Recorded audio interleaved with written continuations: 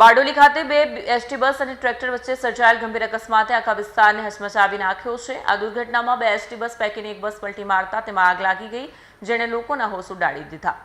બારડોલી ખાતે બે ST bus અને ટ્રેક્ટર વચ્ચે ગંભીર અકસ્માત સર્જાયો। આ કરુણ ઘટનામાં ઘાયલ થયેલા 8 ઇજાગ્રસ્તોને તાત્કાલિક સારવાર અર્થે સુરતની સિવિલ ખસેડવામાં આવ્યા। હોસ્પિટલના સમગ્ર સ્ટાફ દ્વારા ઘાયલોની સારવાર માટે કમર કસીને કામ કરવામાં આવી રહ્યું છે।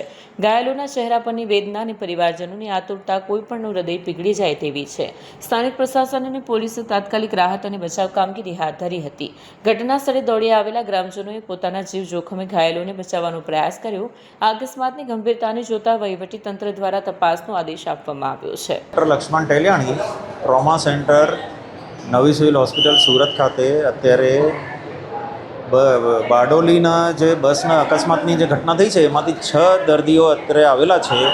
એમને નાની મોટી ઈજાઓ છે, હેડ ઇન્જરી પણ છે, ફ્રેક્ચર્સ પણ છે, પણ સદભાગ્યે અત્યારે વાઇટલી સ્ટેબલ છે। હાલમાં એમની સારવાર સારી રીતે ચાલી રહી છે અને અત્યારે પૂરતી સુવિધાઓ અને પૂરતા ડૉક્ટરો છે, સારવાર સારી રીતે ચાલી રહી છે। મૃત્યુ આંકડા સર કેટલા?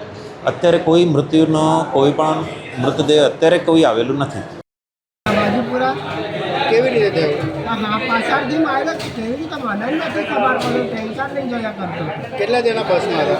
બસમાં ખબર નહીં, એવો જ બેહોશ થઈ ગયો તો હા મને ફેંકી નાખ્યો, મારો ટ્રેક્ટર જ ગભરી ગયો, હા બસ ખબર જ નથી પડી, પાછળથી કોણ ડૂબ્યું કંઈ ખબર પડી? કાંઈ નહીં ખબર પડી। કેટલા જણા હતા ટોટલ એક્સિડન્ટ કે ઘાયલ થયા તે?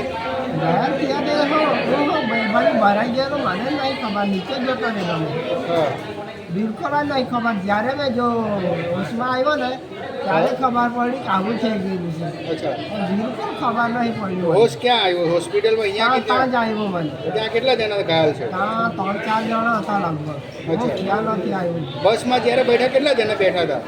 એ નથી ખબર, બસની બધી આગ હળગે ને એટલું જોયું, પણ કેટલા જણા ઘાયલ થયા તે તો નથી જ ખબર।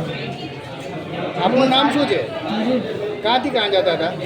હું તો ત્યાં ટેન્કર લઈને પાણી છાંટું છું, કેમિકલ વાળું। હા. આપણે જો સોશિયલ ફેક્ટરી ખોલેલી છે ને હા. એ પાણી આપણે પૌધો જો છાંયો છે ને હા એ પણ ઝાડને એવા ત્યાં લઈને નાખી આવ્યો, ત્યાંથી અંશ હિન્દુ સાઈડ આપણે ખાલી સાઈડથી મેં ભરવા જતો હતો, હવે પાછળથી મારે કેમ આવ્યો કંઈ નહીં ખબર પડી।